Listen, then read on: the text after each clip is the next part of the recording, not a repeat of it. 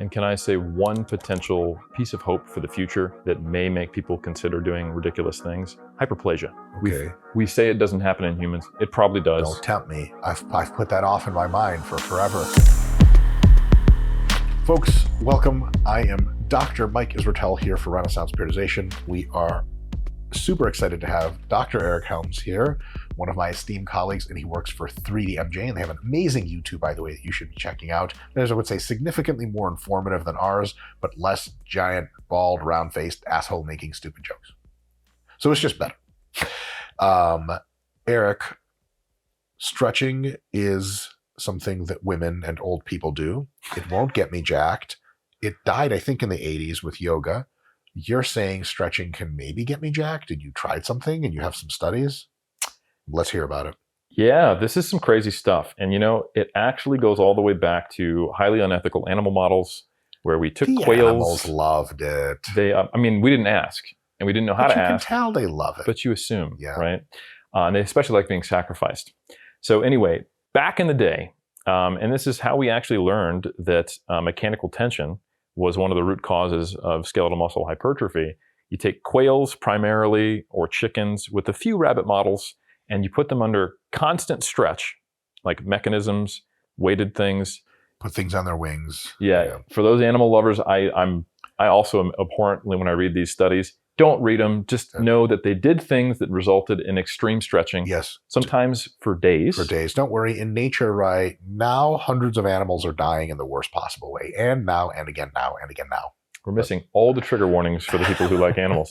So, but the result was these massive increases in hypertrophy. We're talking not only hypertrophy by sarcomeres in series, but also in parallel. Okay. Big so increases. That means we're not just stretching the muscle out, because technically that's hypertrophy. Yes. Like if let's just say for comedy's sake, if my genitals were about this wide, but got twice as long, you could go to your ex-girlfriend and be like, baby, my shit is all different now. It's twice as big. She's like, oh, that's what's up. She pulls it down. And then she's like, that's just a spaghetti dick, you fucking weirdo. And you're like, well, I didn't mean thick, but this means it not only did the muscle get longer, but the muscle also got thicker. Correct. So it's like just Arnold Bird. Was the quail like, quail sound? And the next thing he was like, nah. Absolutely. Nah. Yes, I figured. 100%. Yeah. So, so we're seeing increases in cross-sectional area as well as length, right? So this is really interesting. Now, the perspective only a few years ago was this is only an animal phenomenon. I don't know why people ever said that. It's only been seen in animals. Well, I'll tell you why. Yeah. Because there were some studies on stretching in humans. Yes, mild stretching protocols. And unfortunately, I think the way the typical person, even when they're trying to be evidence-based, they look at research as black and white. Yes. If you said intervention was stretching and the tested measurement was hypertrophy and the outcome was no significant difference. Stretching doesn't work. Correct. Next thing. However, a group led by Warnecke and colleagues out of Germany basically figured out, as a part of his PhD dissertation, what's the most a human will tolerate and let us do in an experimental applied study. That's very German. I'm not going to make any more jokes about that because we'll get canceled, but please continue. And then let's try it out. And they used a calf stretching model with an orthotic device that pulls you into dorsiflexion. So it takes you and puts you into a calf stretch position. Correct. And it locks you in there. Yep. And there's a key that's controlled by a satellite that you can't unlock until an hour goes by. Not exactly. The last part's not true. Correct. You can always unlock it. Yeah, so they would have people don't do it. An hour a day, right? Sitting upright like this, back support, foot out on something, and they stretch themselves to an 8 out of 10 pain discomfort, and they hold it for an hour per day. 8 out of 10, like when I show up to the hospital and they're like, how bad is your stomach virus? 8 out of 10? Well, it's like pain, stretching, discomfort. Okay. So it's in the context of stretching. Do they tell them it's going to be for an hour before they ask for you to rate the scale? Because like an 8 out of 10 for me is like pain I can survive for 10 seconds. So they keep it at that 8. And then each time when they do it in the next session, it has to get back to an 8. So you're getting more and more flexible over time. And even acutely, you get more flexible, right? You do. What starts out as an 8, 60 seconds later, you're like, Yeah. Yeah. So the results are, what's crazy, over multiple series of studies, they've compared men and women, finding that women get less benefit out of this, probably because they have more stretch at the start, so there's less tension applied. So the more flexible you are, probably the less you're going to get out of this. So the less the muscle pulls back, basically. Like Exactly. you put them in the stretch position, and they're like, it's Tuesday. Right. So the women still grew. It just was less than men. Sure. Right. Did you just say women are less than men? I said the women grew less than men. You trying to cancel me? I just tried. It didn't work. You're It still didn't. here. I thought people just disappeared when you did this. I wouldn't know. Sorry, one quick follow. Wait, I've never been canceled. One quick follow up. Did the study subjects at least get a Game Boy? I know a Game Gear would be a lot to ask for to play while they did this, but there was a Game Boy. They could do whatever they wanted. Unbelievable. I wonder how many brought a Game Boy. So over 6 weeks, this has been done How many times a week? daily. Shut the fuck up. Daily. 6 days daily or 7 days? 7 daily? days daily. They showed up to a place. They did it on their own. Okay, that's a lot of Orthotic trust. device. Well, it worked. So they clearly did it enough. Enough. So what they, and the most important study is they compared it to 3 sessions per week. This is the experimental comparator. 2 groups. One, psycho stretching for Actually, 7 3 hours groups. a day. Control. Okay. Didn't do shit, measured pre and post. Look, you're still the same. Correct. Yeah. Stretching, orthotic device. Intense. Yep. Long, hour-long duration, daily. So it's high intensity, high frequency, high duration. And then the third group is 3 times per week, 5 sets of calf raises, failing in the 10 to 12 rep range. Well, it's like more generous than what the average bro does for calves. It's an extra day, basically. Yeah, Right? Yeah. right. 2 extra days. So you're comparing 15 minutes of 15 sets of hard calf training that would take you about 45 minutes to 7 hours of highly painful, continuous stretching. Yes. And they had very comparable increases in not only muscle thickness, but strength, which is really interesting. Strength, crazy. Yes. Really goes to show you a few things. Please correct me if I'm wrong. One is that definitely a proof of concept of stretch-mediated hypertrophy. 100%. Second, definitely a proof of concept that resistance training is insanely more efficient than trying to stretch your way to gains. Maybe, because there's another study we're going to talk about. I shut up and you say, go. So the critiques of this were basically, I had a tagline in the Mass article I wrote about this latest study. I said, the world found out that you could stretch your calves for an hour per day almost as hard as you can, and they'd grow them, and nobody cared. Nobody cared. Because why would I do that? I would just do calf raises, right? It's a lot of pain. So the critiques of it are, one, completely not feasible, right? And I've actually done this for 12 weeks. Yourself. Myself. Not to someone else. Correct. Wow. We did a case study of me, which we can talk about in a bit. But I can tell It's you... the name of my next album, by the way. Case study of me. I like that. So we did... I've done this, and I can tell you that it is absolutely as awful, maybe even more awful than it sounds. I thought you were going to be like, it's not that bad. You're like, it's that bad. It is that bad, 100%. So really not feasible, not time efficient. No one's going to do it is the first critique, and that's completely valid. All true. The second critique is the mechanism that is proposed to induce this is mechanical tension. And people go, well, that's the same mechanism as resistance training, redundant. Not going to work in trained individuals. This is only done in recreational athletes, right? Now, there's a huge issue with that because we're very much painting with a broad brush when we say mechanical tension. So that is one singular concept. Yes. We'll talk about that in a You see, second. the muscle fiber, Eric, is just made of one homogeneous type of thing. It's not an insanely complex arrangement of 100 molecular machines designed over 5, whatever. Please continue. We'll have to come back to It it. makes me crazy. We'll come back to it. Oversimplification drives me fucking wild. Absolutely. It is frustrating. And then the third critique is, well, you know what? This is probably just a phenomenon in the calves for various inserts. Again, why would you say that? Why suppose it? Could it be true? Definitely. But I could also be the only bald man in the world. I haven't seen another bald man around. Why would I suppose that that's true? Well, the argument is that certain muscles are very difficult to actually reach high tensions of stretch because of just the way they're structured on your body. Mm-hmm. And that you'll stretch other structures that are the limiting factor with the typical abilities we have to stretch them. Yes. And that's where this next study comes in. Okay. Wolin and colleagues, and Warnicki is on this paper, but it wasn't the one leading it, did a Peck stretching study. And they only stretched 4 times per week for 15 minutes. Not terrible. And they got similar hypertrophy to doing the same exact protocol they did with calf raises, but with pec flies. Same amount of time basically training. Correct. So now we're comparing 45 minutes to 60 minutes of stretching. Very similar. So now the time efficiency gap is vastly closed. Who were the subjects? They were a group of men and women at a university campus who were recruited from the sports and fitness halls, recreationally active. Oh. So they're participating in sport or fitness. Wow. Okay. So these aren't just like Harry Potter clones. I would call them recreationally trained, right? And again, very similar hypertrophy results, very similar strength results, slightly better range of motion gains in the stretching intervention. I should fucking hope. But still great range of motion gains in lifting intervention. Better. Some still exist in the lifting intervention, I mean. Lifting which is awesome. Is stretching if you use a full range of motion. Yes. It's not as good as what they did. Yes. Now, it sounds more feasible, and it absolutely is more feasible, but there's an intensity change here. Okay. So what they had was they had them set up in basically like a 90-90 abduction, external rotation position, straps around the elbows. This already sounds like my Saturday morning with my 480-pound dominatrix. It's BDSM. Yep. Bench, deadlift, squat, military press. So they're laying on a bench like this. If you look at them from the side, and they have their feet against the wall with their hip flexed. Literally me tied up. Right. Anyway. So they can't arch their back and lose stretch. Holy fuck. The straps are actually attached to a load cell. Great. So it's measuring the actual force response.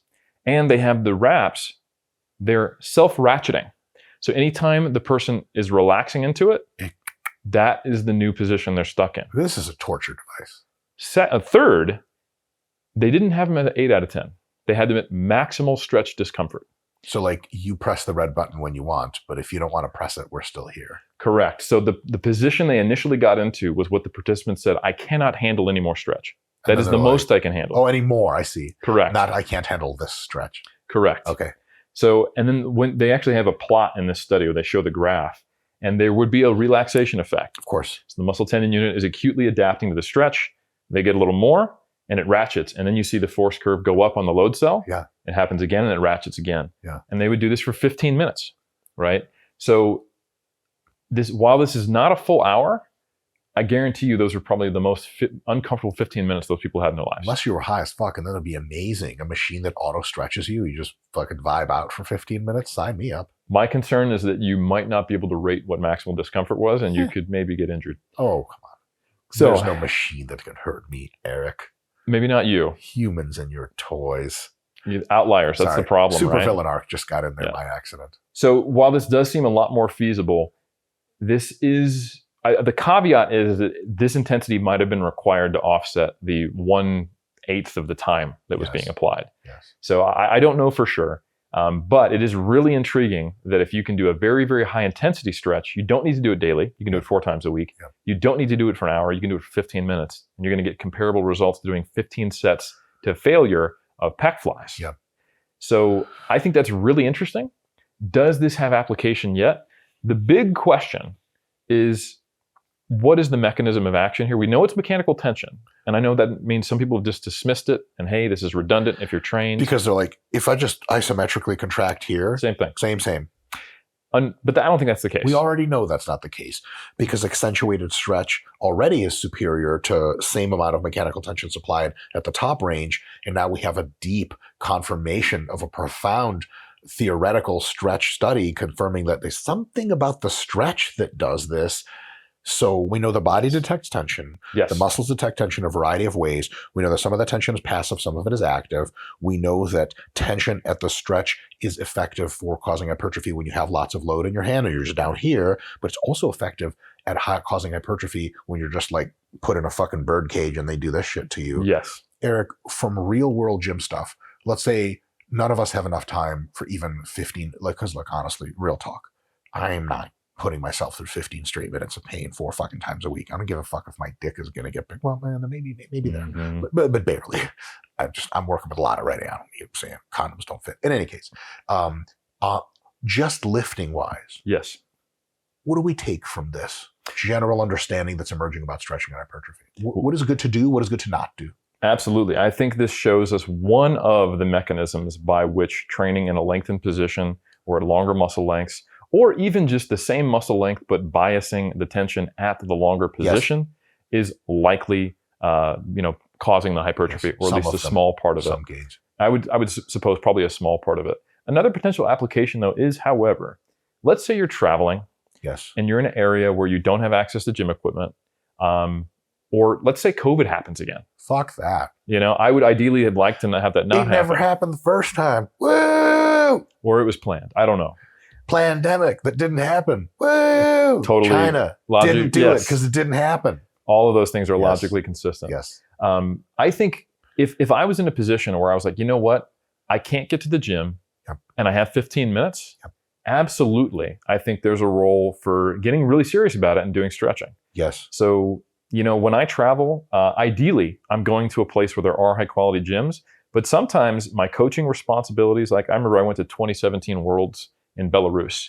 I wasn't trying to find a gym. Magical super capitalism. They have flying cars. Yeah. What I brought instead was BFR reps, right? Yeah. And I was doing idea. bodyweight lunges, right?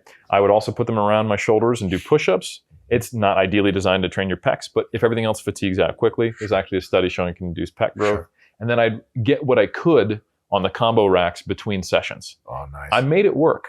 Yeah. And if I'd had this tool in my tool belt back then, I guarantee you I would have been doing some pretty serious stretching in my hotel room as well. Yes. I'm going to give 2 more recommendations, Eric. Tell me if they're totally wrong. One recommendation is if you're traveling and if you have a gym that kind of sucks, you can use the accentuated stretch for an even better option than you otherwise would have thought. So for example, 2 scenarios. One is you only have like a little ledge, like a staircase to do calf raises off of. Yep. That you're at home, you have a couple dumbbells, that's it. Do you just say, okay, well, I'm not heavy enough. I hold this dumbbell, I still have 50 rep max. Do I just do my calf raises regular and just go, fuck, I wish I had a machine that did 200 pounds? No, you don't have to do that. You can actually sit at the bottom stretch for 4 whole seconds, pulse up once, down for 4, pulse up once, down for 4. Doing reps like that means your 50-pound dumbbell now is a pretty fucking awesome stimulator. So you're there with that recommendation. The only thing I would say is this may sound like, pause reps are a really, really good idea, get a lot of passive tension. I would say that it's unclear at this stage that the potential negative effect of those long pauses where you're actually elongating the muscle on the concentric portion of it and the overall stimulus of the exercise is positive or negative. I don't know if the trade-off is worth it. I would say that I agree with you in conditions where the only external load you have access to would require ridiculous high reps, then you manipulate it. That's the only thing I was saying. I agree. Second thing is, if you just don't know any better, no studies, no inferential models, and you have 2 ways of doing the same exercise. One gives you a perceptive, gnarly stretch at the bottom in the target muscle, and one does not. Or one machine does and one does not. Your best pick, on average, is the one that gets you the stretchy. I would agree. Unless it fucks you up in some other way, like taking your load down by like 80% or something. Yes. Another way to do it, and if you watch the leg workout that we filmed. Yes. I only train calves twice a week, right? Yep. And in this session that we filmed, I did 4 sets. Yeah. I'm not concerned about overdoing it based upon what I've tolerated in the past. Yes, and systemic fatigue with calves is nonsense. Very low. So on my very 4th set, after I went to failure, I'm not worried about performance being impeded by stretching because I can't do anymore. Yeah. So on my very last eccentric, I hung out in the bottom for as long as I could tolerate it. Maybe, what'd you say, 20 seconds? Yeah, oh yeah. Right. So now I'm getting a little bit extra stimulus that's not negatively impacting anything else. Yep, might as well. Post-exercise stretching, get off the Peck Fly machine, grab a couple pulls, lean through for another 30 seconds. It's like a good cherry on top. And for me, that extra range of motion flexibility, it also gives you a little bit better of a pump, kind of a roundness look to your muscles for whatever bullshit that holds up with. It's ASMR. It feels nice. I don't like to, after training, I feel kind of tight. I like to stretch a little bit. And if it's that target muscle right after, it even when you stretch your biceps for a bit after your last set, get that water back in there, the fluids, your pump looks even better. It's that little cherry on top. You don't have to do it, but it's a great time to do it. Very little fatigue cost and at usually a little bit of a benefit. And can I say one potential piece of hope for the future that may make people consider doing ridiculous things? Hyperplasia. Okay. We say it doesn't happen in humans. It probably does. Don't tempt me. I've put that off in my mind for forever. I mean, if it happens in animals, it probably happens in humans with the right stimulus. Humans are not animals. We were created. Never mind. So anyway, in these original studies on quails, chickens, etc., because they actually sacrifice them, weigh the muscle, and count it, huge amounts of hyperplasia were observed. Increases cell multiplication in the number. Hypertrophy is take one cell, grow it. Hyperplasia is you multiply that cell. Hyperplasia plus hypertrophy is you get more cells and they're all bigger. Hyperplasia is the destiny of truly insane gains. Yeah, at least theoretically, right? Yeah. That is observed in these long-term stretching protocols. It hasn't been observed, although we don't really have the mechanisms to look at it. I would say that there is a very low probability, and I'm being highly speculative, that there could be synergistic effects of stretching Yes. and resistance training, that if you were a psychotic bodybuilder like myself and Like you most of couldn't the make people watching. your calves grow, you might decide to do 12 weeks of boot stretching 6 days per week. And by Yes. the way, keep an eye on PubMed because we submitted this as a case study. Oh, excellent. And I did it on top of my resistance training. And I had an intro period where we didn't have it, where we looked at what my normal trajectory of change was. Sure. And then we also measured at the end of the 12 weeks, and then again a week later to make sure it wasn't just swelling, Sure. because I was doing 20 sets plus 6 days a that's week nuts. of an hour of stretching. You really want big calves? You guys have the answer. One benefit upside to you was that your ability to dorsiflex, your calf ankle mobility improved so much that you can sink in the ballest, most deep RP leg presses on your off day, no problem. That's an awesome thing for especially folks that train like we do. Like we hate the fucking ankle mobility bullshit. I want it to be as high as possible. And so you got a big side benefit out of that. And that's hung in there for you for a while. Yeah. One thing I did is that after I went through this stretching period, I started incorporating, not that I wasn't doing any before, but I started incorporating a lot more lengthened partials, pauses at the bottom of calf raises, stretching at the end of a set. Because I damn sure wasn't going to keep doing the orthotic device. But I didn't want to lose that range of motion, because based upon that women versus men study, I think it makes sense that the benefit you get will be maintained if you can maintain that range of motion. Yes, and you have. I have. Amazing. Or at least 90% of it. Good enough. Eric, I want to learn more because I'm a fucking nerd. I have no friends at all. I want to go on the internet, have pretend friends. I'm tired of RP. I need another company. Where do I go? You want to go to massresearchreview.com. If you like this kind of nerding out conversation, I not only write articles, but so does Eric Trexler. So does Lauren Clenzo Semple. So does Mike Zerdos. And by the way, I also do videos. So if you don't want to So read, if I sign up for the Mass Research Review, but I'm illiterate, correct, I can still get an audio stream and a sexy Captain America voice out of you. Also, we do audio summaries of every single one of the articles we write. Neat. Is it an AI summary or a robot voice? No, it's me. Hey. In my baritone voice, reading to you the highlights of the article I wrote. And then I don't always do videos, but our backlog goes all the way back to 2017. There are literally hundreds of videos from the video department, which is me and Mike Zerdos. That's a true educational resource. Guys, give that some serious thought. Follow Mr. Dr. Eric Helms wherever he is on the many social medias that we check, because I think your TikTok's your biggest thing. Definitely Instagram. Yep. TikTok's my biggest thing. Helms 3DMJ. You will not find me on TikTok. We do have a 3DMJ TikTok, but it's not me. Can't do it. I can't do it. It's tough. Folks, go give the Chinese government more of your personal information, and we'll see you next time.